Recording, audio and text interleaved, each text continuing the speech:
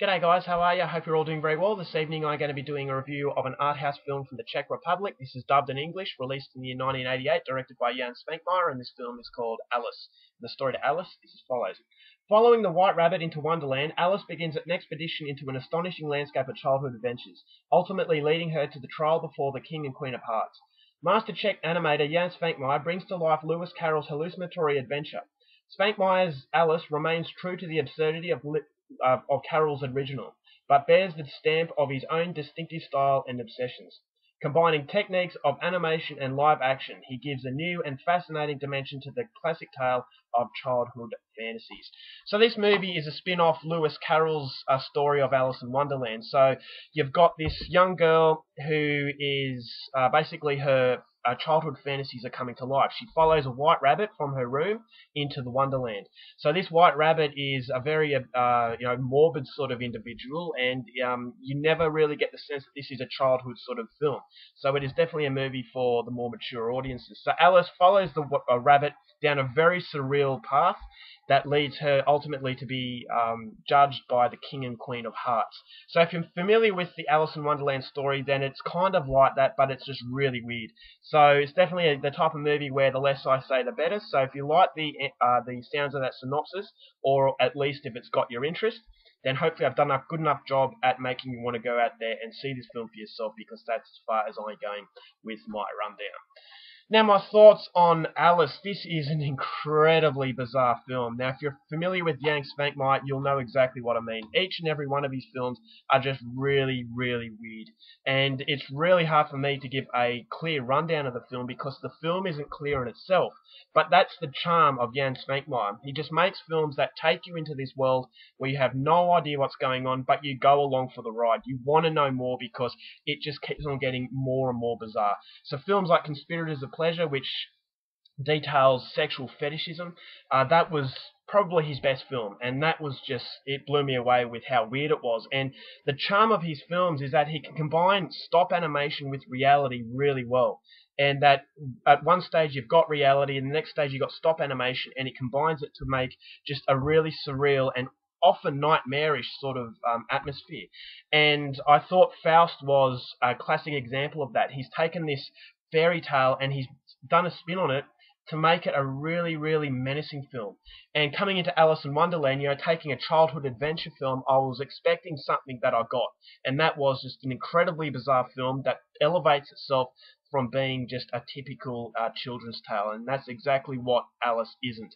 And that is a children's tale. So Jan Spankmeyer, he is absolutely brilliant as far as animation is concerned. Yeah, just the way that he makes these things move. He can take a doll and he can put the doll down, then all of a sudden the doll comes to life, and it feels really weird. You know that it looks fake, but it looks awesome. And it's just the way that he does it. And this is back in 1988, and it looked absolutely mesmerizing. I was just entranced in his visual style. And even by today's standards, I think it's a lot better than a lot of CGI stuff, because it wouldn't have that creepiness that this movie has. It wouldn't have the charm that that Jan Spankmeyer can create from his stories. And so if you're expecting a Jan Spankmeyer mind trip, then this is definitely for you. Alice will deliver in that. I thought it was funny in some areas, and I thought it was very, very dark.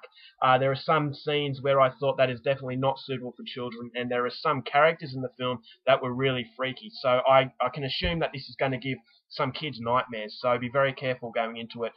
So Jan Spankmeyer definitely doesn't make movies that appeal to children. Unfortunately, with Alice, it just, the weirdness gets in the way of the film. I thought that in some instances it was really drawn out, it was repetitive, and I just thought that it spaces you out so much that you forget that you're watching a film that is based on a story. And that is my biggest problem. The weirdness got in the way. So in one instance, I was completely spaced out, and then I thought, what the hell is going on? And then the next scene happens, and it spaces you out again. So you lose you're disorientated, and that could be, the director's plan. But all of his other films seem to stay on track. Although they're very weird, they seem to have a purpose. They seem to, basically, the train never falls off.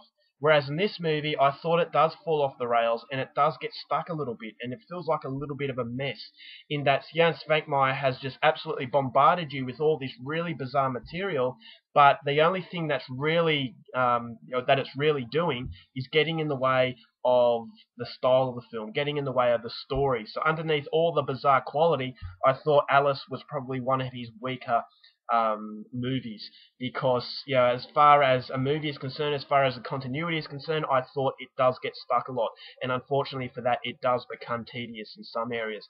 Now, apart from that, I thought the repetitive nature of the narration was really annoying.